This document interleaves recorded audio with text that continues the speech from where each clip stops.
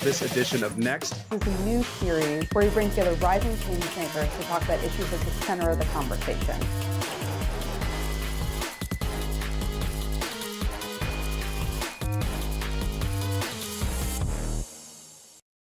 Hello, and welcome to Next on Washington Post Live. This is where we take a good look at rising change makers, some young people who have caught our eye from culture to Capitol Hill, and basically everywhere in between. I'm Dave Jorgensen, a relatively young person here at the Post and senior video producer. And I'm speaking of the Capitol Hill. Last Tuesday, my guest testified before the Senate Judiciary Committee about issues with the concert ticket system.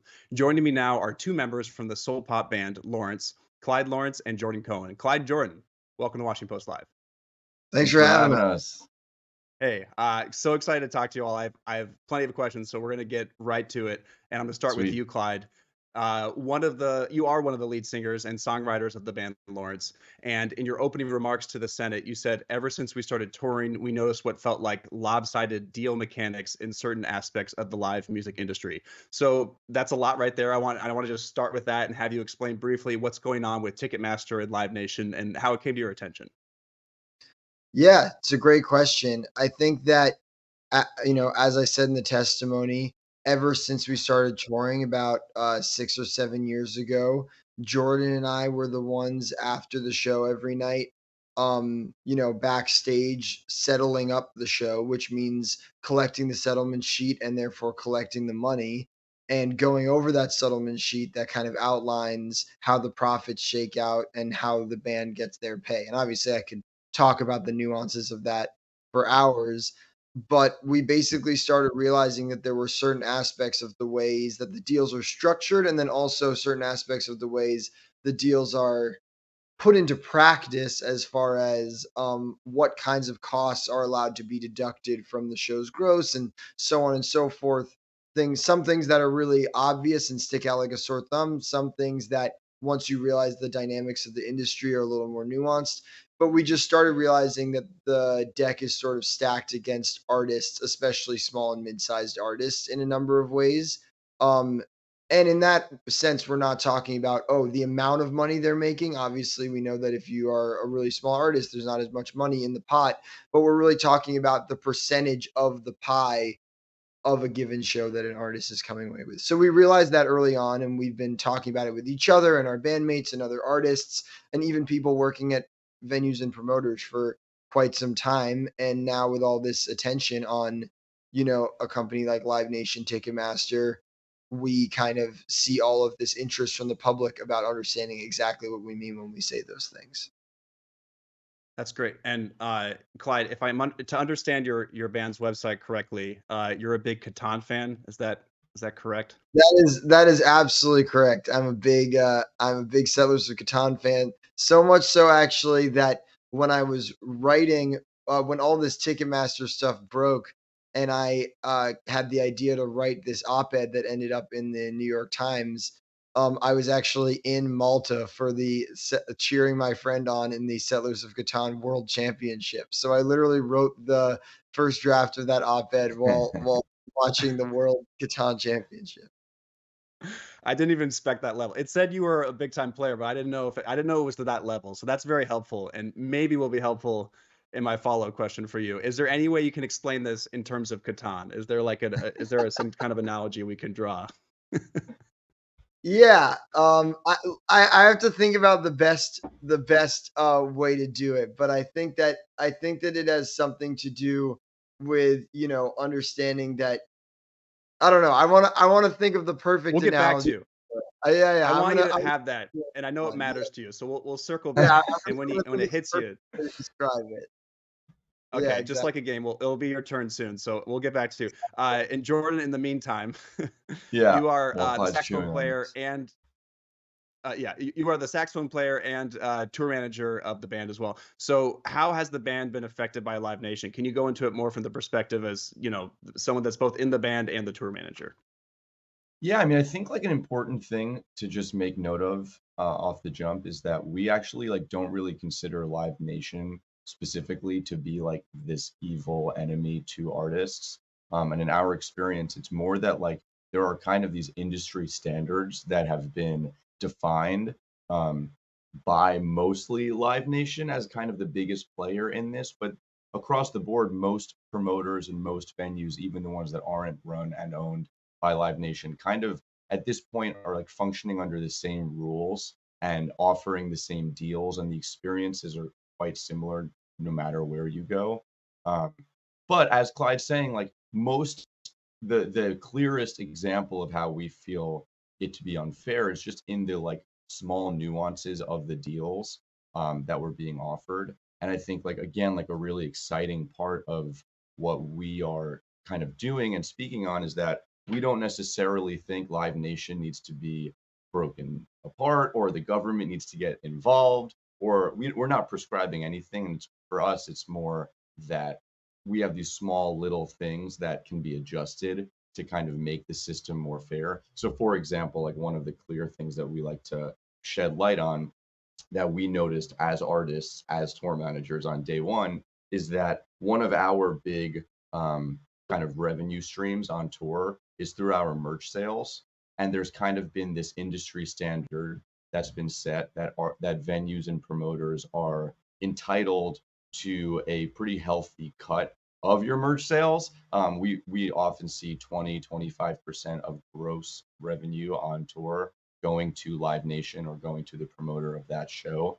And the reason that they say that that's fair, which I actually think is kind of sound logic, is they're saying, well, we're offering you real estate and retail space to conduct your retail business. Therefore, we're acting as kind of a landlord and you should pay us rent for your space, which I think is totally fair and like a good argument. But then the counter that we always like to say, and we actually say this at 1 a.m. when we're handling the show's finances, is okay, if that's true, then why is it that all of your ancillary revenues, like your bar and your food and your parking and your coat check, we're the ones providing you all of the customers for that. So why are we not being cut in on, with that same logic? If you're the retail space, okay, well, we're providing the customers, so shouldn't we be getting a cut of that?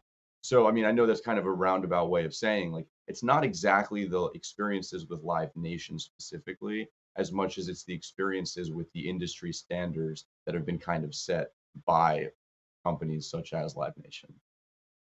I think that's a really good way to set it up because you just mentioned just now, but I think you mentioned in a previous interview too, like individuals you'd worked with at Live Nation, like your reps, certain people have been great to work with, but there's just this whole economy that seems to have been created that's that Absolutely. hasn't really been addressed. Yeah, I mean, it's I really like have a an very interest. Oh, sorry. go ahead. No, please go ahead. Oh, no, I was just gonna say it's really interesting, on a night-to-night basis when we're talking with these employees, by the end of our conversations, most of the time, the on the ground, boots on the ground employees of Live Nation are like, yeah, we agree with you. A lot of these things aren't exactly fair, but it's not my decision. I'm just, the employee of this company following the rules here. Yeah, I think one thing that's interesting is, at least from my perspective, it seems like this is a relatively new thing to artists and bands and concerts in general, and just how this works. Um, about a decade ago, this is a whole weird little side story, but I worked as an intern at a ticketing company in Mm, LA, and it was run by Jared Leto's band. And it was the same concept of like merch and tickets, and they were trying to wrap it all up into one. And even then, it was like, well, what are we doing here? What's the point? And the idea, at least then, was we're trying to make sure the artists get more money out of this. But it seems to have turned into something bigger and less easy to control. Would you say that's kind of true, Clyde or Jordan, either or? It's hard to say. I mean, Jordan and I have never toured in an era before the Live Nation Ticketmaster merger that occurred in 2010, which is sort of seen as a Mhm. big um sort of landmark point on the timeline. But so it's not really art. We're not historians on this stuff, and certainly I think if you Fair enough. talk to bands that were touring back in the 90s or the 80s or whenever, or the early 2000s, I think Ticketmaster fees were also high then. Um, Mhm. there was all kinds of, you know, things for artists to complain about then too. So I certainly wouldn't feel comfortable saying, "Hey, ever since the Live Nation Ticketmaster merger, um, it went from having no problems to all these problems.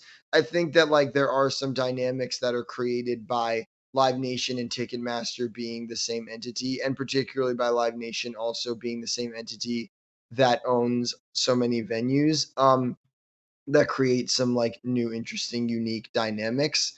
But like understanding how this relates to the way it used to be is less our expertise and frankly less our focus than saying, hey, imagine, we entered into the music industry and here are the things that we feel are a little unfair, regardless of how long they've been happening. Let's see if we can all come Mhm. together on solutions.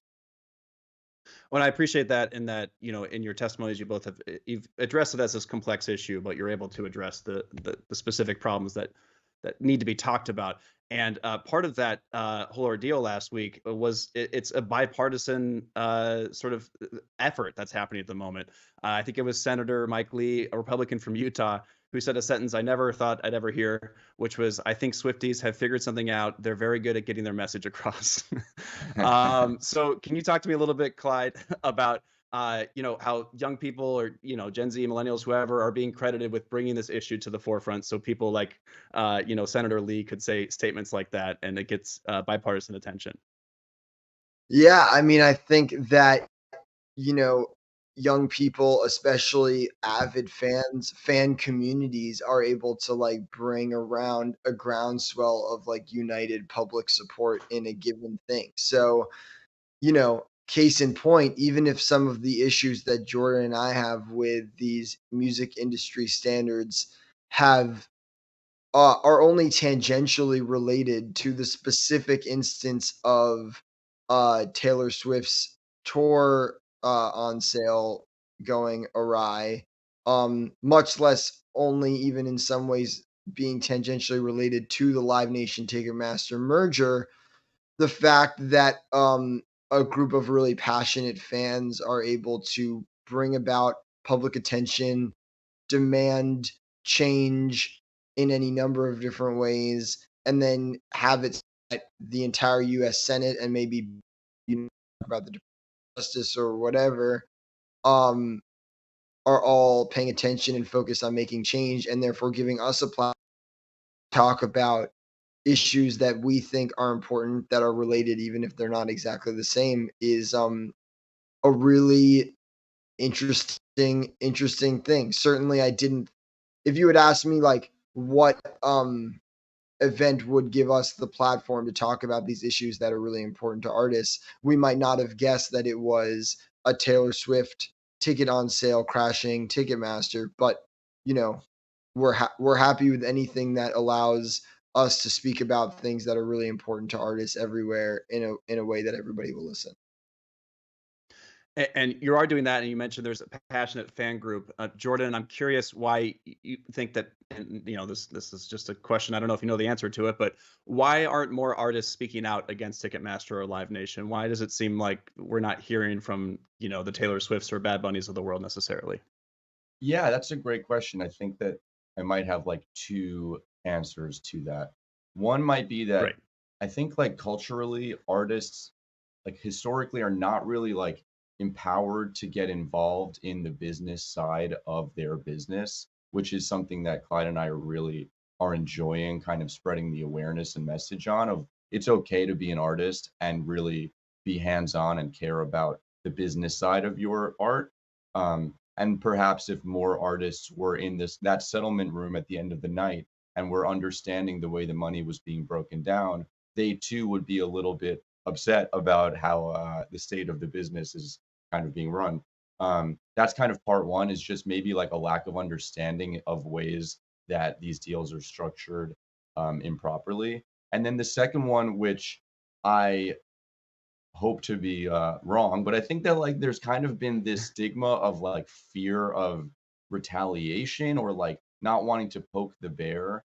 And I'm hoping that Clyde and I are kind of setting an example that by being really like um, deliberate with the wording that of all of our messaging and really not, because again, this is the genuine feeling of it's not a Live Nation problem. It's not a Live Nation's the enemy. It's just the industry. So hopefully by artists realizing that we're not actually bashing any specific entity or specific company, There's no reason for like any type of retaliation. If anything, we're hoping that more kind of companies in the industry just step forward and try and do a little bit of positive change to make that difference. But so I think that, yeah, we're trying to just set an example that there's not anything to be like scared of.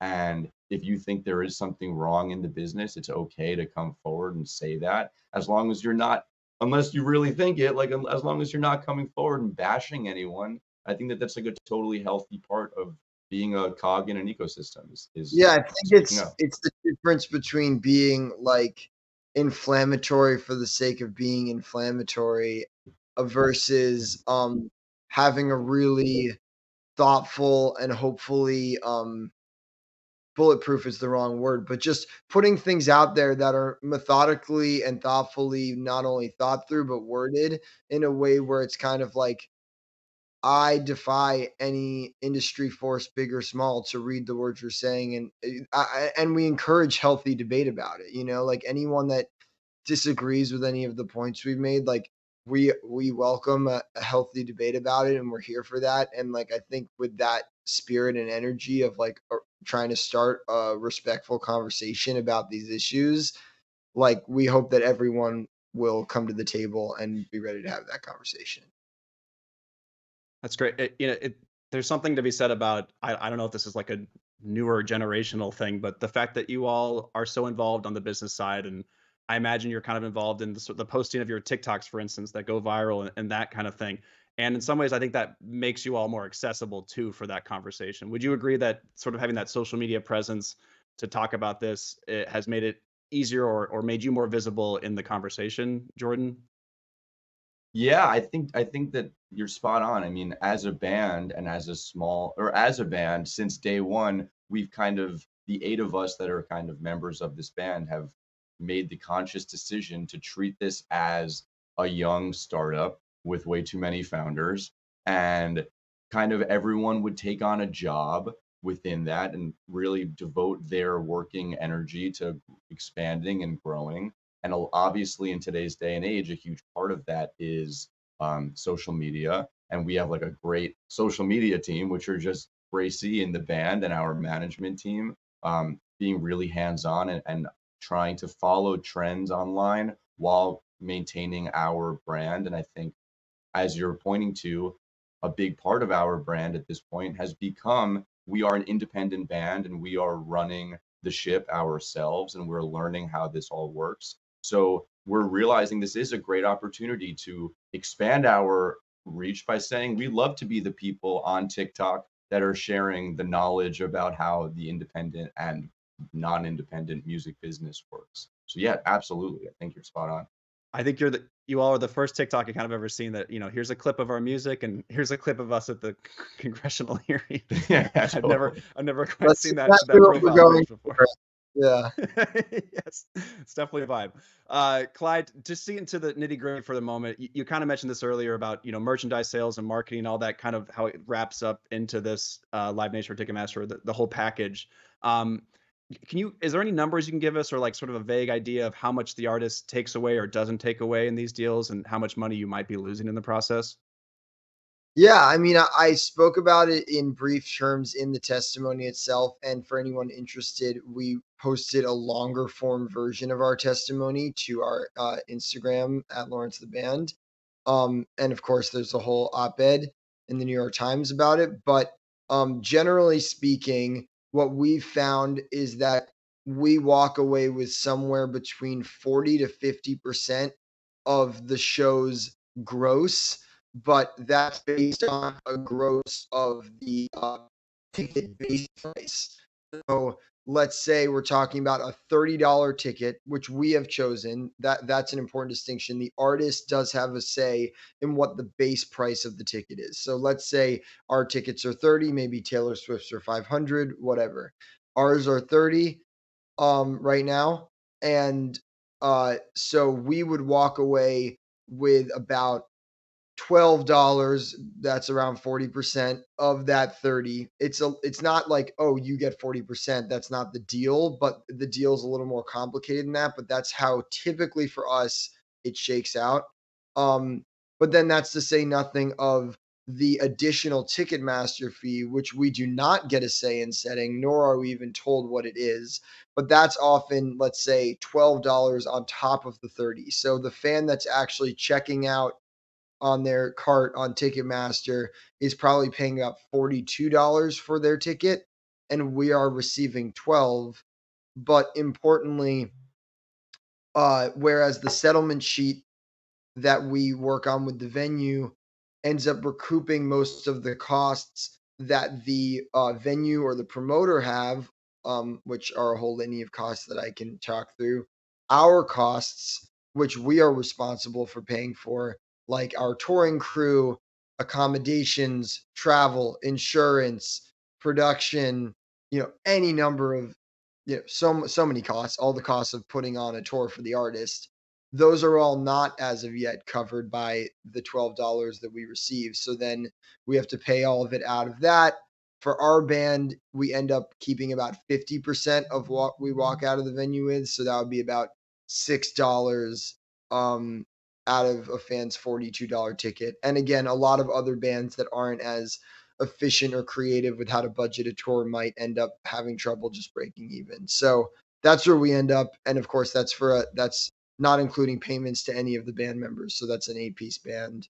So the margins are small, and that's why we think if you were to get into a little bit more of the nitty-gritty of how that $30 is divided up, we think the artist should ultimately walk away with more than 12 out of the 30. And certainly more than 12 out of the 42 when you talk about there being an added $12 fee that we have no say in. Absolutely. And I want to get more into the nitty gritty, but we only have time for a few more questions. So I'll direct again to y'all's social medias and the op-ed, of course. And if we can just find a solution, because that's often, let's talk about the problem. Maybe we can potentially look at the solution here. Jordan, is the solution as simple as lowering fees? I know you guys had a funny tweet. It was like, just lower them, problem solved, LOL. Is that what you got to do? Or what would you present as a solution to, I think, something everyone wins? Go ahead. Sorry. yeah, I think that on the consumer side, it seems that one of the biggest issues would be solved by lowering fees. I think that's definitely an oversimplification. Lowering fees, maybe capping resale margins that you're allowed if you want to resell your ticket. And again, Mr. Bergtold of Live Nation was talking a lot about how bots were getting involved, like figuring out a way to not get bots involved. Those all seem to be the solutions on the consumer side. On the artist side, yeah, sure. I think, and this is kind of bouncing off of what Clyde was saying, another thing that we would love to see, which seems that companies like Live Nation can snap their finger and make happen, is just better accounting and more transparent accounting at the end of the night. They, and again, not to get super nitty gritty, a lot of the fees that we're being charged for are kind of lumped into these opaque terms like house nut. And we're like, oh, well, what is that? How are you saying the show's not making money when you have this vague term that costs thousands and thousands of dollars? So I think if Live Nation were to say, okay, we're going to actually provide full 100% clear, transparent accounting, now you'll know if the deals are actually fair. That's one. Capping the fees on merch is another. Maybe sharing revenue of venue side ancillary fees with artists is another. Clyde and I are kind of working on like that working list of 5 or 6 things that if we can make those small solutions, the deals would be a little fairer towards artists. And just to jump in on that, like there have been a handful of venues that have already come forward, both before this testimony, because they were already aware of it, and even since talking about they're going to stop taking cuts of artist merch. There are venues that don't charge these, what we might think of as bogus facility fees. And I think like us continuing to celebrate venues that do those things and encouraging more venues and even big players like a Live Nation to make those broad changes, that'll make a huge difference. So it's safe to say those venues are anti-house nut, or what the term, I believe. Is that right? Hope Exactly. so, yeah. Clyde, I know you mentioned that, and there's a clip. Can you define house nut for us? I'm still confused on what that fee actually applies. Is that the venue fee? So are we, yeah. Basically, when you get a settlement sheet at the end of the night, there's a long list of line items that essentially are being charged to the show before anybody makes any money. and one of those is sometimes what you might call what they do call a house nut, which is like a fee that sometimes but not always includes a rolled up amount for things like rent, maintenance, cleaning, all kinds of other things. But importantly, things like maintenance, cleaning, or facility fees are sometimes also line items as well. So it's just very, very vague. It's just like one big lumpy fee among other lumpy fees on this list of line items. It sounds a little bit like when I order from Grubhub, but we'll get into that another time. Exactly like Absolutely. On your head. exactly like what Yes. fans are seeing. The same thing that's happening to fans where they see a list of fees that are opaque to them for that $12 above the 30. Then we get into the 30 and we get charged a bunch of kind of opaque fees. And that's how we end up with 12 out of the 30. So it's exactly like your Grubhub fees, or more on topic, it's a lot like your Ticketmaster fees.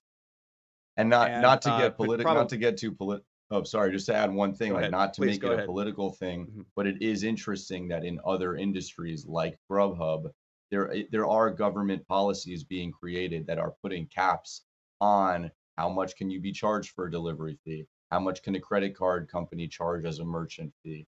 So I'm just going to leave that out there. Of course. And it probably was too far off topic, but if you do have a Catan metaphor, you have about 10 seconds. I don't know if you got anything for me yet, I've been Clyde. thinking about it. The difference between Catan and this whole thing is that in Catan, the whole point is that everybody's against each other. Whereas in this industry, the whole point is that the promoter and the artist are supposed to be true partners. And Live Nation would be the first to say that they're an artist first company. So I think that like where it doesn't relate to Catan is that like the whole point is that this is supposed to be two people on the same team aligned in their incentives. And we are trying to help make it more in reality that way. Right. It'd be better if it was compared to a board game that I forget what they're called, where everyone wins. One of those games. Cooperative, exactly. And Yeah. Cooperative. We're thanks. trying That's to it. turn it Okay. from a Catan environment into a cooperative board game. Exactly. Got it. Very helpful. Okay, we are way out of time, but I love talking with you all. We're gonna have to leave it there for now on the co-op board game. Clyde and Jordan, thank you so much for joining us today. Thanks for having us. Talk soon. Thanks.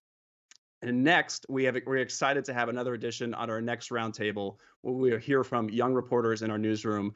I want to talk about ChatGPT. It's one of the buzziest AI platforms out there, and we're going to bring in some of my much smarter colleagues from the Post Technology team, and quite young and youthful looking. We have Drew Harwell here and Tatum Hunter. Welcome to you both. Thanks for having us. Thank you. Thanks, guys.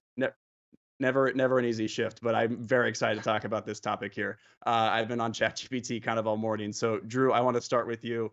Can you tell us, as basic as possible, what does ChatGPT even stand for? What's the GPT in ChatGPT?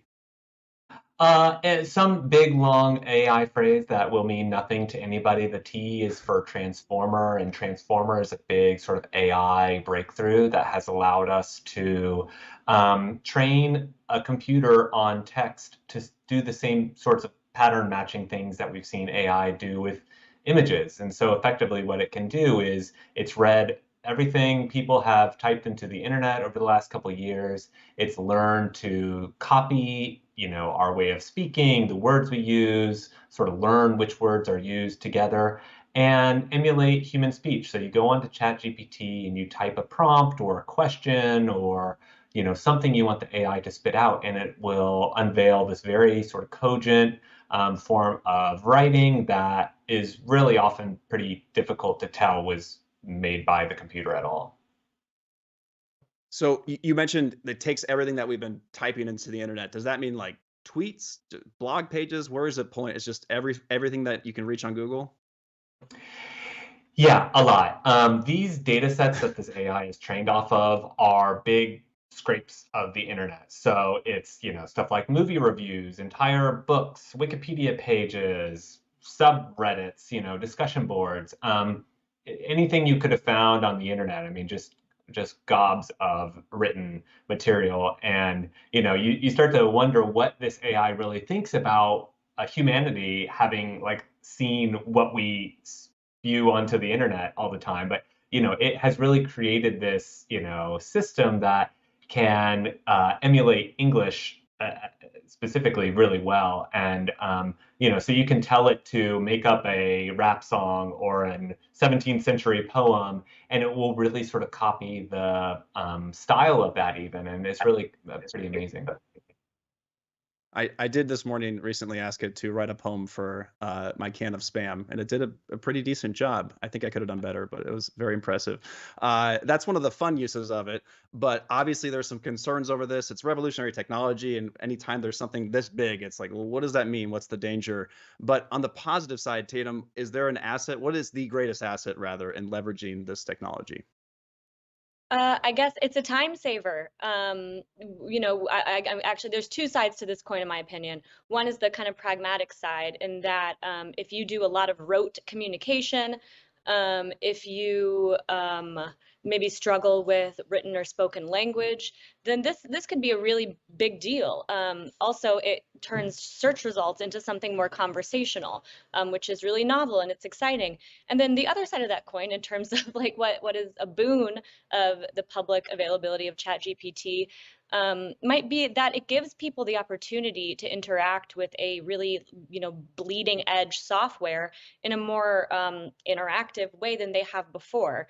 Obviously, AI is going to affect our lives, and oftentimes those software conversations are kind of like floating above the head of normal people in their normal lives, until it gets packaged into some app that they, have a kind of shallow interaction with.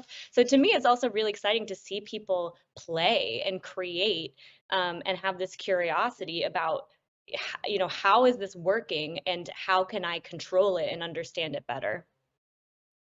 I noticed one function is you can look at the code itself when you type something in. Is that something? Is that kind of created there for people who other people who understand how to code, not myself, and can develop the app further? What's the idea there, where they're sort of sharing that code? So ChatGPT will be an API, and what that means is it's almost like you can plug your app into this API to say, I'd like to take advantage of this. So, maybe for Mhm. transparency, the name of the company is OpenAI after all, and they claim that they want this technology to be accessible and understandable. And then also people can fold it into their own app. So, let's say if I were making a app that's going to answer people's customer service questions, maybe I would want to plug in to ChatGPT. Got it. Okay. So part of, if we have these customer service questions, we have all these things that we're using it for. Obviously, the next step is, well, is there regulation? Drew, I know legislators have been talking about regulating artificial intelligence in some way, but how do you even begin to do that? Where does that start? Where does it end? Where do you just what laws do you start to write up for that? Yeah, we'll see, right? So we don't really have any laws around AI. We have very few laws around tech in America to begin with. Like, we don't have a comprehensive data privacy law to like protect our, security when we go online. So with AI, especially, there are so many angles to it. There's like facial recognition as it's used by police in a criminal justice way. There's AI used to find new drugs or, do healthcare related activities. Or in this way, it's, making new writing and new music. So there are all of these different ways that it should be regulated, ways that it could go wrong and affect people's lives. And we don't really have a good sort of framework for what that would look like in a regulatory way. We don't have Congress like passing giant bills to mandate how AI should be designed and tested and audited. So you're seeing some basic proposals tackle some of these pieces like facial recognition, and you're seeing researchers and federal agencies offer things like blueprints and frameworks for what AI laws should look like. But the speed with which Congress is moving on AI regulation is so slow, and the actual development of this tech and the way it's really progressing over even a matter of months is so fast. So there's a huge sort of gap there, and there's a potential for risk. Yeah, it does seem like the pace of people using it and developing it is maybe as per usual, a little bit faster than legislation catching up with it. Tatum, I've used your work many times in TikToks we do for the Washington Post, so thank you for that. And I may use a little bit of your answer here to help me understand a follow-up TikTok I've been wanting to make for a very long time about how some students are using this software to basically submit work that isn't their own, and teachers and professors understandably have a lot of concerns about that. Can you talk us through the concerns, what they mean, and what is being done to maybe address this by teachers and professors? Yeah, so if you have been in school anytime recently, you might know that your teachers can run your essays through this software called Turnitin, and it's meant to detect plagiarism, which effectually is like a copy paste from somewhere on the internet, maybe a different academic paper or Wikipedia article. And the challenge that ChatGPT is presenting is that it's not a copy paste. It's generative AI making new text. So while it is based on this kind of, collective internet knowledge, it's this mashup of things that it's read on the internet, it might be a novel combination of words. And so the concern, and people and professors are already reporting, I suspect that this low performing student has used ChatGPT because this essay is so excellent. And there was even one case of it, passing a law school exam, or performing on par with what a student could perform based on the nature of the questions. So Turnitin is claiming that it will be able to detect chat GPT, but as always, it'll kind of be this arms race between students and teachers. And chat GPT is certainly not the beginning of that challenge. Absolutely. I did type in also this morning. Clearly, I spent a lot of time on this, an essay for Of Mice and Men, and it was okay. But I wondered if a teacher would have detected that when I was back in high school. Drew, I want to talk a little bit about a recent announcement from BuzzFeed that they're going to use ChatGPT to help write quizzes. As someone who used to do listicles in a previous life, I feel a little hurt by this, that they're taking that job away. Is this just the tipping point of major companies embracing artificial intelligence? Intelligence, excuse me. Totally, right? Like AI, you don't have to pay a wage, it doesn't need a break, it doesn't go on vacation. And it's pretty good, right? Like it's not perfect, like you said. I mean, you can put some prompts into the system and it spits out. Often what I'll find is something kind of like banal, a little like predictable. It doesn't have that like edge of human writing. I mean, I get paid to write words for a living, so maybe I'm biased, but I do think you're going to see companies try and use this, if not to entirely supplant humans, than to help them, right? Like, and BuzzFeed has talked about, well, we're going to use this as sort of like an inspiration, sort of like rocket fuel for people who can post more things more quickly, use the ideas that may come across from this AI and help personalize this to people. So I think there is something exciting there. I'm trying not to like close the door on it entirely, but you've also seen places like CNET, which was a big tech, website for many years.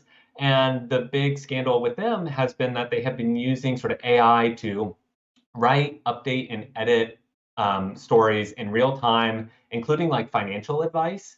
And these columns were, because they were written by AI, getting a lot wrong. And you weren't really finding out that these AI generated pieces were totally factually inaccurate until humans were actually going back and sort of checking the facts. And AI too, because it's trained on what we've all written on the internet.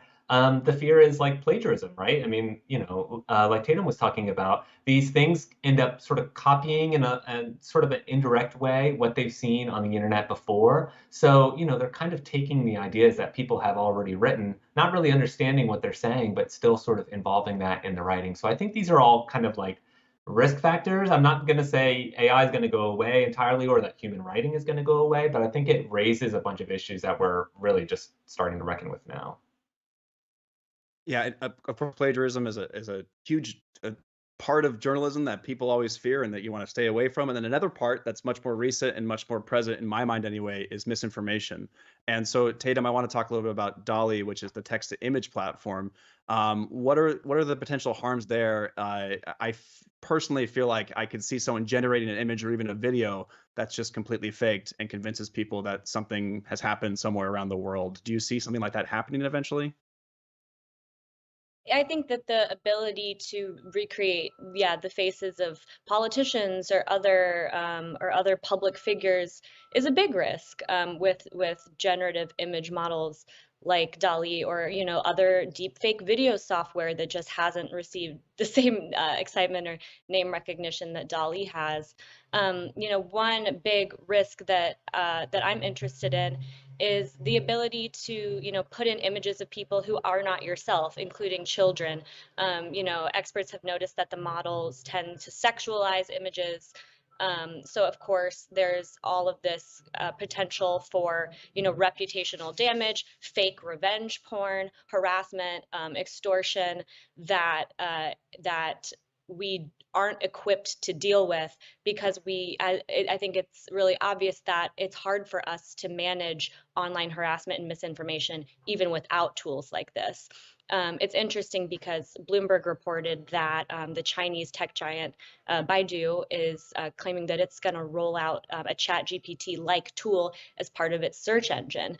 And one of the things that I cautioned readers is using ChatGPT as a search engine because the results are so often wrong, because people on the internet are often wrong. So I think that the tendrils of all the ways that this could go awry, are many. Right, absolutely. And personally, I've never been wrong on the internet, not once. Drew, really quick before we wrap this up, and anyone fact checks that, yeah. Is there, to end up maybe on a positive note here, is there a way that this technology could be used to weed out misinformation? Is there something, almost as a weapon to help us in finding everything that's spreading constantly online that's not true?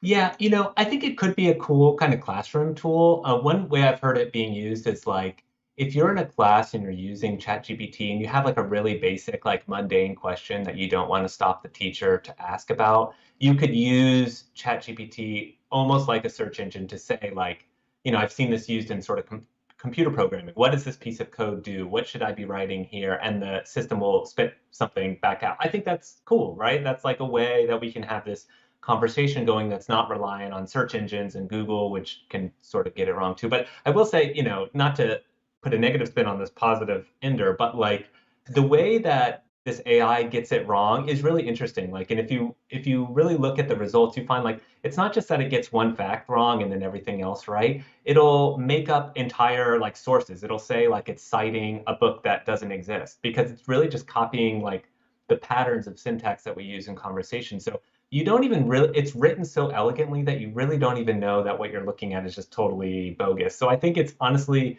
for misinfo, it presents like a way to explore our world and, invent these things, be creative. But I think the real damage is that we don't even know if what we're looking at is BS or actually genuine.